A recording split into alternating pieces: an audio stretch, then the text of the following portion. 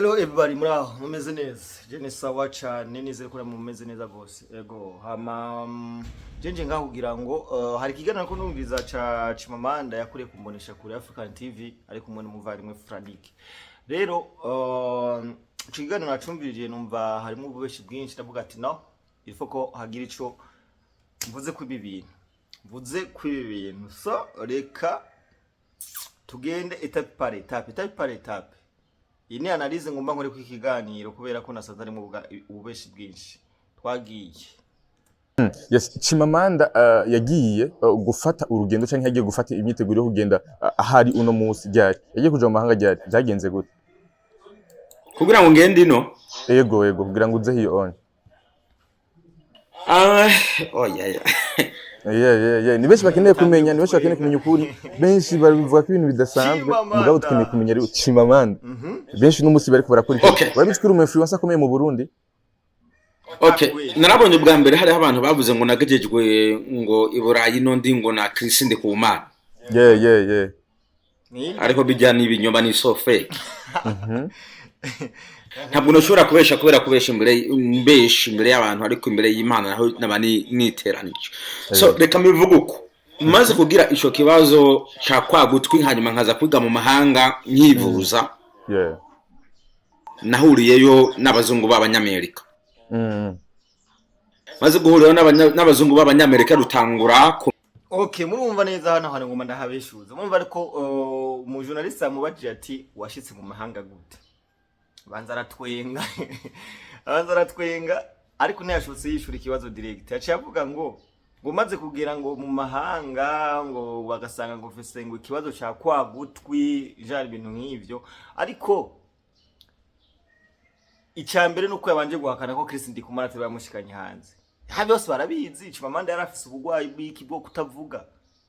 Ahubwo ndabaye surprise numvise yuko no kwari kugwaye ubwo rero yarafise no kutumva. Ariko yarafise ahubwo bujye mumbwire bujya umunyamuragi ntaba afise ni kibazo cyo kutagira cyo kutumva. Kumuragi akeshi usanga bafise ni kibazo cyo kutumva umenga nimba ntihenze. CHRIS NDIKUMANA niwe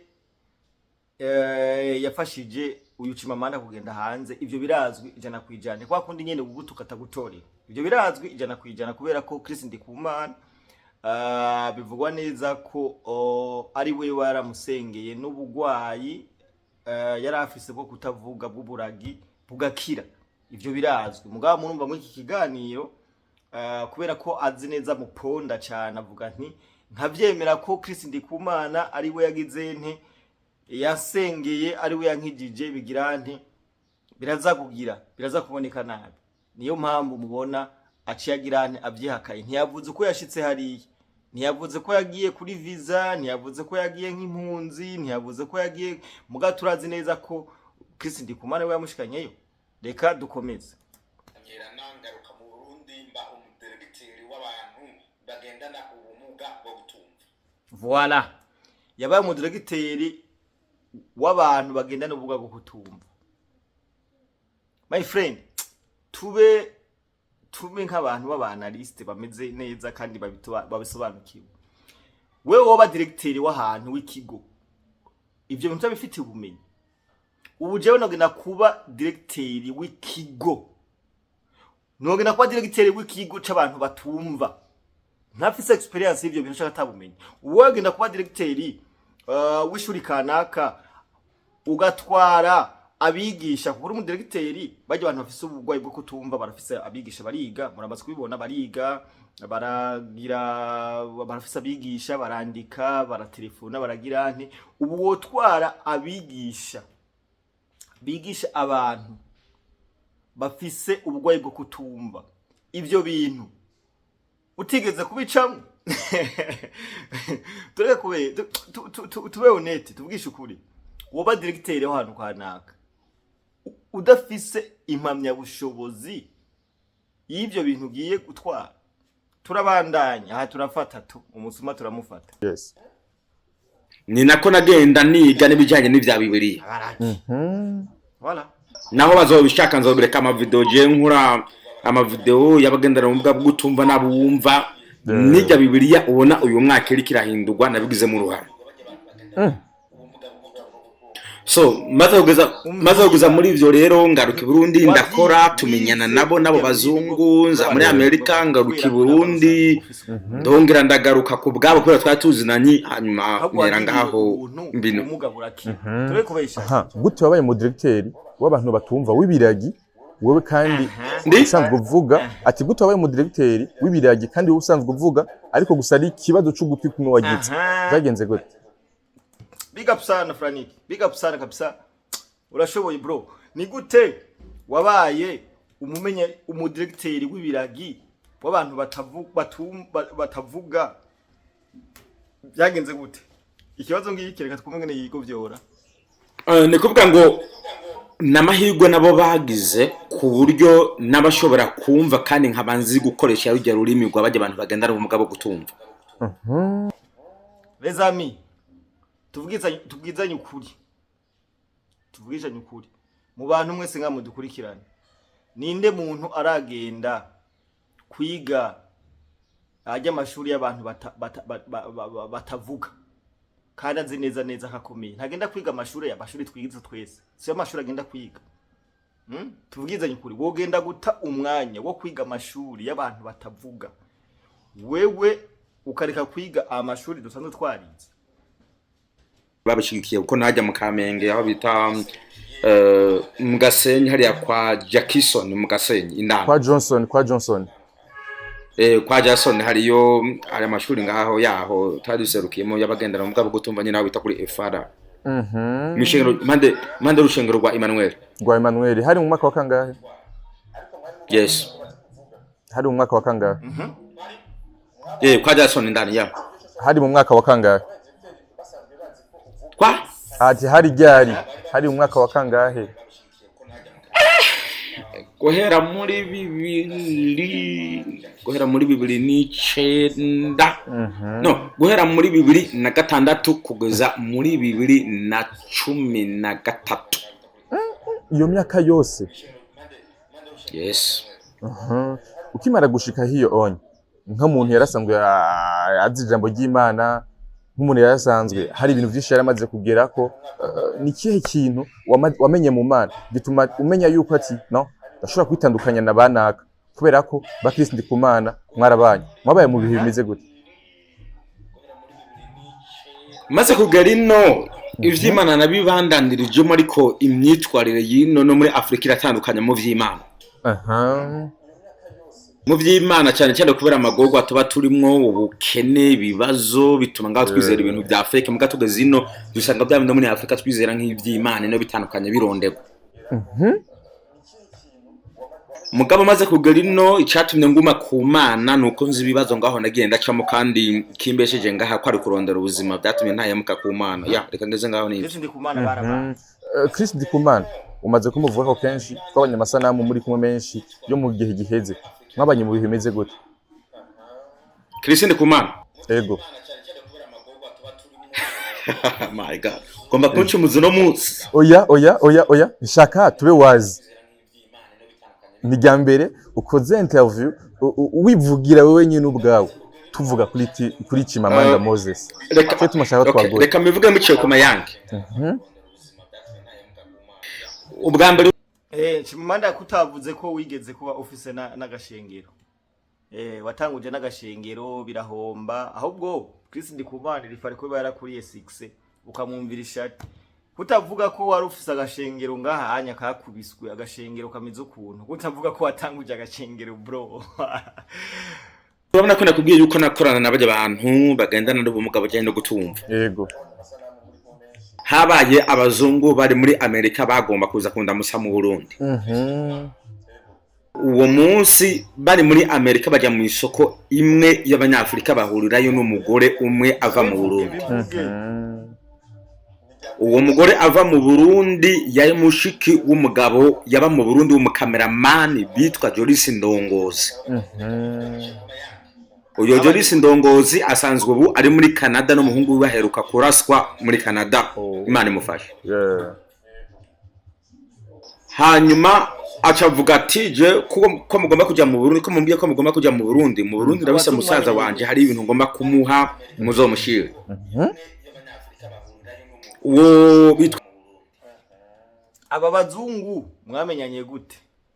Aba bazungu bwo sibo bari barongoye ikigo cyabo bafise ubugwayi bwo kutavuga. CHRIS Ndongozi nawe amaze kuvyumva amashiko wabimubwiye acavuga ati kari abakozi b'Imana baje mu Burundi, nanje ndabise umukozi w'Imana w'inshuti yanje uwo bita Apotre Sibomana Kevin. Apotre Sibomana Kevin nawe yarasanzwe azinanye na CHRIS Ndikumana. Yego. Hanyuma cyamubwira ati hari abakozi b'Imana bavuye muri Amerika, ne muze tugende kubonana nabo duhurire aho bita kuri King Conference. Size kuhibuka niba ari mu Nyakabiga no nimba ari Conference ni mu Kinindo. Kuri King Conference urahaza hotel King Conference. Yego mu Kinindo. So bamaze kuza baja ngaho duhuriraho nabo barambonaho baramaze wondi wenda babwira ko nyoye abagendana ubumuga bw'utumva dutangura kumenyaniraho kuvuko krisaza mu biro byanje nziwe turamenyana yakuhera. Aho onya yari kumenyana nawe nibe bikorwa mwakoranye vyatumye mumenyana revye mbise rero.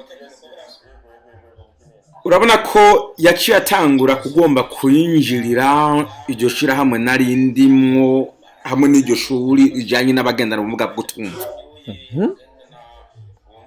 Atangura kuza gushaka kuza kwiba imigabane iri muri iryo shira hamwe. Atangura kwitwaza ko agomba gufasha abo bagendana ubumuga bwo gutumva, ariko atangura kuza kugomba kugiyegereza. Ikosa ryabaye rimwe n'irya kabiri. Narifise umukobwa twakundana yaba mu Kinanira bita Orunera. Umunsi umwe muhetse kuri moto avuye ku ishuri mu Kigobe ndamutahanye, CHRIS anze nyuma n'imodoka arafotora abirungikira abo bazungu ngo mpese umukobwa. Amaze kubiheraho muri ubwo buryo abirungikira abo bazungu atambwiye. Nanje uwo moto nariko ngenderamwo yari yakaze. Ingorane zihera ngaho. Irya kabiri yundi munsi naho ngira agisida bukebuke y'imodoka yabereye mu Cibitoke kurya Kanyoni kurya 12 bishi baranze. Hanyuma abo bazungu babwira yuko nagize agisida ndi muhira. Bacha babwira CHRIS Ndikumana batiganura abe wa mugenzi wacu yagize imodoka ya agisida. No, yagize agisida y'imoto. CHRIS aje kundaba muhira yahasanze umugabo bita Hamisi Fabien, ubu ni umuragi munini ya wikida kinini atumva ayoboye abatumvu. Okay, ibi bica byumvikana ko niko je ndabigomba ndabisesanga byumvikana ko CHRIS Ndikumana yoba yaguhuje nabo bazungu. Hari umuntu ubuza n'umuntu akaje atangura kwigarisha muri projet. Ibyo byama byabaho ndashobora guconnect umuntu nkamuha connection akaca afata ijya connection akayitirira nkuko umengo sije nayimuhaye. Ndiko ndagerageza kumviriza ndumva ko CHRIS Ndikumana yakubranchije nabo bazungu, hama haragira igihe uragara tangura kumuca inyuma. Niko biri, hari umuntu muconnectana kabisa agatangura kuguca inyuma. Niko je ndiko ndavyumva. Kubera ko namba hari yatanguye havuga ati wa muntu nabaha atanguye kuvyimba, atanguye guheka inkumi mu mari zanyu, atanguye kugira nti ko niko byategeza kugenda. CHRIS Ndikumana amaze guhasanga turi kumwe n'uwo muragi acabwira abo bazungu yuko yasanze ndi kumwe n'umukobwa kari wangwaje. So probleme zahereye. Bategeza kumubwira ko nibo buriya tugomba atwinjire mu bantu benshi reba kumenyeyemo. Chimamanda Moses yinjire abakozi b'Imana. Chimamanda Moses kubeka mizo ko bamwe hari benshi bagukunda, hari n'abandi benshi baguhakana kutari umukozi w'Imana koko ukuri, ahubwo kuri umukozi wa Satani. Jewe ni kubera ko keshi na keshi n'umuntu ntohoza nkasenga nkabona n'ibyemezo nkagwanya ibintu by'abantu bigira ngo nabakozi b'Imana. mugabano bantu bigira yuko ari abakristo n'abantu bakunda gutwarwa n'amarangamutima. Yes. Iyo bumvise ikintu cyose kivuzwamo Yesu bahita bagifata yuko ari ukuri. Yego. Ariko je ngendera kujya muri ry'Imana rivuga ngo bakundwa ntimwizere imyuka iyo ari yo yose ahubwo muyigeze murabe ko yavuye ku Mana cyangwa ko yavuye kuri wa mugwanizi uko muri iki gihe turimo abigira abakozi b'Imana babaye benshi. Yes. Rivyo maze kubivumbura ukavyerekana. Chimamanda urasenga n'ibintu uvuga kwe. Umukozi w'Imana kwera asenga aravuga bijya bishegu bamuvuga bijya bitera soni kwe. Nawe hari gihe ucanganya abantu kwe. Usenga gute gamuze? Usenga gute? Babandi badasoma ntibavyemera. Bacha bavuga bati uri umukozi wa Satani urwanya ivy'Imana. Yes. Turagenda turavuga kuri umwe mu bakozi b'Imana ngaha mu Burundi ndetse n'abandi kumbira bamaze kujabuka umaze kugenda umenya ati no uyu si umukozi w'Imana. Tuza gora kuri CHRIS NDIKUMANA nyine twatanguye tuvugako bijyanye ko CHRIS NDIKUMANA atari umukozi w'Imana ko kenshi uno munsi kanguka urayipinga koko atabitangaza biberayo koko atabijewe nta sinashatse kubicisha amajambo ni juste nanye ngaho kugira ngo ngire analyse y'ibi bintu ariko aravuga ku mukozi w'Imana CHRIS NDIKUMANA. Mugerageje kumviriza ikiganiro cyose murumva ko Chimamanda Moses hari ibintu hagiye arabesha cyane kubera ko ubundi iyo bakubajije ibibazo urabyishura collectement ko bakubajije ariko urumva abintu agenda arasimba mwashitse hanze ryari ntabivuge washitse hanze gute ntabivuge mwapfuye iki mwakoranye iki ntabivuge. So ico no uvuga nuko jewe ukuntu mbona bino bintu bya Chimamanda na CHRIS NDIKUMANA. Chimamanda afitiye inzigo jaruzi CHRIS NDIKUMANA muti gute ilifare ko boba barakoranye amadiri atandukanye hama CHRIS NDIKUMANA icambere cyo nababwiye ko yamuvuye ubuga bwo kutumva uko no kuri guzijana kwijana bwo kutavuga muga mwumvise ko yarafise n'ubundi bumuga bwo kutumva ivyo ntavyo narinzi mugabo birumvikana neza ko CHRIS NDIKUMANA hari ikintu yakoreye uyu Chimamanda Moses. Muti gute Chimamanda Moses yavuze ko yagiye hanze ngo abazungu ngo baragaruka mu Burundi ntiyatubwiye abo bazungu bamenyanye gute nawe abo bazungu ninde yabakonexe abo bazungu ya postiye kuri Google yanditse kuri Gmail yabarondeye gute ntiyabitubwiye.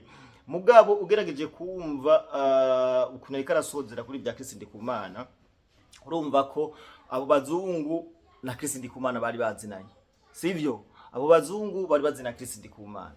CHRIS NDIKUMANA Chimamanda turazi kakunda igitsina vraiment turazi kakunda igitsina brother turazi kukunda igitsina friend turazi kukunda igitsina rero CHRIS NDIKUMANA usanga yarakublanchije ku bantu b'abazungu baraguha ivyunguka barakugira gutwara ibiragi urabatwara kubera ko warusa ngo ufise ubwo bumuga hamara gusengera urakira aravuga ati rero no mwana usanga gufata nk'umuhungu wiwe amaze babaze kugusengera urakira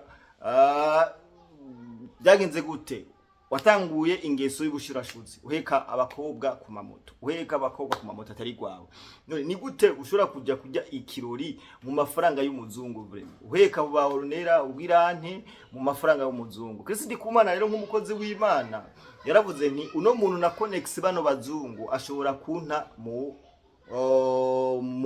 bigeragezo canke ashobora kumaramaza reka bajya abantu ndabaha ama preve canke ndabahe ibigaragara yuko uyu muntu ariko aritwara nabi mu mari zabo niko guca agirane niko guca azara gufotora arungikira bari abantu nibi bintu mvuze ngo yaraje kugusura ngo asanga ngo witwa ngo Fabien ngo witwa ngo wimwe ngo ni wakugwaje bro nta kintu na kimwe cemeza ko ari we yarakugwaje usanga yari niyo nkumi sivyo kubera ko sero n'amajambo uvuga hari bine wavuze nka mu kiganiro ntavuza wavuze ko n'abagore barenga babiri uzobashaka kubera ko urabire kuriwe. So bro CHRIS NDIKUMANA n'umukozi w'Imana reka kumucafuza. CHRIS NDIKUMANA ndazi ko ayo matiku wavuze nkiyo yajamwe ahubwo wagerageje kuduhisha byinshi cyane muri kahise kawe utashoboye kutubwira muri iki kiganiro. So